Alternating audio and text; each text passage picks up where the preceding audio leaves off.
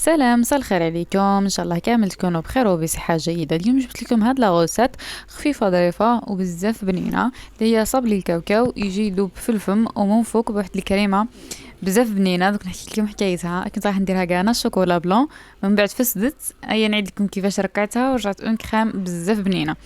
هنا اول حاجه نبداو بالعجينه تاع الصابلي ديالنا. اسهل ما يكون، عندك 100 غرام تاع الزبده تخرج لك 12 حبه، 2 ملاعق تاع سكر رطب، صفار بيضاء، ملعقه كبيره تاع فانيليا، و2 ملاعق تاع الزيت، و2 ملاعق تاع كاوكاو محمص مليح ومرحي.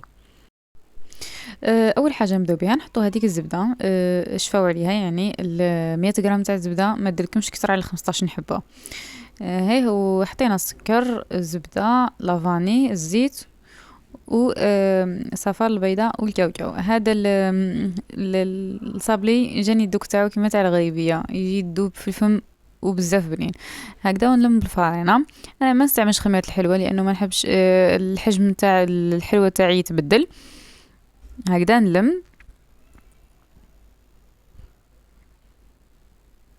هكذا ونديرها، نحل العجينه تاعنا ونديروا حسابنا باللي ما فيهاش خميره الحلوه، يعني ما تطلعش، يعني نديروا العجينه تاعنا تكون شويه خشينه. ما نحبش الصابلي يكون رقيق، يعني نقول لكم الحق. ما في الشكل تاعو ما يجيش بنين. هو في الدوك يجي بنين الصابلي يكون رقيق، انا نحبه اللي هي للدار نديرو رقيق، بصح انك تخدموا للناس والناس يشريوهم دراهمهم يشريوه بالغلا والكوال، لازم تكون الحبه لاباس بها. يعني انا ندير الصابلي تاعنا يكون عالي، واصلا فيه مكونات بنان، يعني ما يكون عالي ويجي بنين. هكذا هكذا نطبعوا بهذا الطابع. شريته مع طانو امبالاج، عجبني. خير تاع الحديد برك ذبحني في يدي كامل تاع الحديد اللي ما فيش سيليكون على الجناب.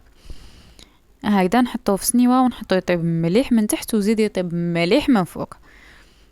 هكذا نجيبو كريمه الزبده، زيت لها غير ملعقه تاع طوفيا كراميل. هيه كما كريمه الزبده عادي، يعني الزبده مخلطه مع السكر طب مع الطوفيا كراميل. هكذا نحط الكريمه تاعنا هكذا ونغلق الحبات تاعي. تحبوا تبدلوا هذيك الكريمه اللي من فوق، تحبوا تبدلوا تزيين باش ما تجيكمش مكلفه، كيما تحبوا. كيما قلت لكم انا التزيين كنت عازمه ندير بالغانا الشوكولا بلون، من بعد ما صلحليش بدلته. هايدا جبت دوك نقول لكم الميزان شحال. 200 غرام 200 غرام تاع شوكولا بيضاء الوجدان، قطعتها وزدت عليها شحال 30 غرام تاع الجلوكوز مع 100 غرام تاع كريمه سائله للحلويات. حطيتهم فوق النار سخنوا مليح، يعني غلاو، وحطيتهم على الشوكولا تاعنا. هكذا بعدها زدت ملعقه تاع اللوتس على جال باش يتبدل لي اللون. انا الكاناش اللون تاعو ما يجيش ناصع، يجي باهت شويه، ما يعجبنيش اللون تاعو، على بها زدت له شويه تاع اللوتس باش يمد لي لون شباب. بعدها خلطت مليح حتى ذابت هذيك الشوكولا وخليتها في الفريجيدار. هنا وليت جبت شوكولا بيضاء ضاضة، دوبتها في حمام مائي، زدت لها شويه تاع الكاوكاو وطليت الحبات تاعنا. هنا كيفاش قلت لكم، يعني علاش قلت لكم باللي هذاك الكاناج فسد لي، كنت قادره ما نقول لكمش ونبدل الوصفه كامل. يعني هذه بالنسبه للحلويات، يعني قادرين تحسوا في اخر لحظه تفسد لكم الحاجه، بصح لازم تتعلموا انكم تركعوا هذيك الحاجه وتصلح لكم نورمال، يعني تقدروا تفوتوا بها، خاصه كي تكون مزروبه.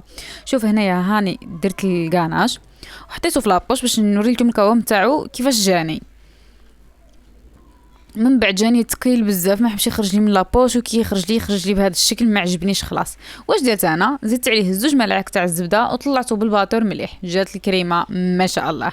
يعني كما قلت لكم يا حلوجيات، تعلموا انكم تركعوا الحاجه كما صلحكمش حاجه وانتم مثلا في اخر لحظه والناس جايين الحلوه، لازم تعلموا انكم تركعوا هذيك الحاجه ولا ديروا لها بديل. هذه هي الحلوه تاعنا تاع اليوم، ان شاء الله تعجبكم، وان شاء الله تجربوها في هذا العيد ان شاء الله. والى اللقاء في الفيديو القادم ان شاء الله.